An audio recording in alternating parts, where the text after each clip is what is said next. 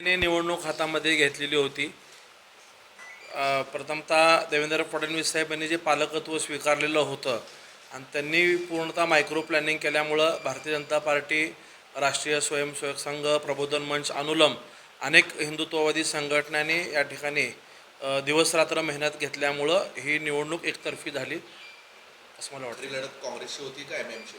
सुरुवातीला ही लढत MVA सोबत, महाविकास आघाडीसोबत, काँग्रेससोबत होती, परंतु ऐनवेळेस काँग्रेसने उमेदवार बदलला आणि त्यानंतरनं मात्र ही निवडणूक MIM सोबत आली आणि MIM सारखा जातीयवादक, देशद्रोही, राष्ट्रद्रोही असलेला पक्ष समोर आहे लक्षात आल्यानंतरनं संपूर्ण मतदारांनी ही निवडणूक हातामध्ये घेतली. लोकांनी त्यावेळेस कुठल्या जातीचा किंवा कुठल्या पक्षाचा हे न पाहता सर्वजण धर्मविरुद्ध अधर्म या भावनेतनं एकसंघ आल्यामुळंच 1,10,000 इतकं मोठं मतदान झालं पहिल्यांदाच शहरमध्ये ऐतिहासिक, आणि जवळपास 48,000चं मताधिक्य हे केवळ जनतेच्या ह्याच्यामुळे आहे.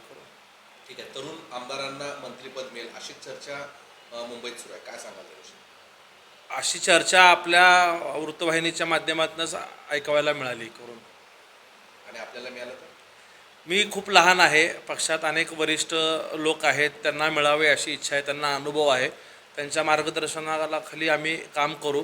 मतदारसंघातल्या कोणाला इच्छा असणं किंवा इच्छा व्यक्त होणं हे स्वाभाविक आहे, परंतु एखाद्या मंत्रिपदाला जितक्या जबाबदारी निधी मिळतात तेवढं निधी तितक्या जबाबदारीची कामं पक्षाच्या वरिष्ठांच्या मार्गदर्शनाखाली करेन एवढी विश्वास देतो.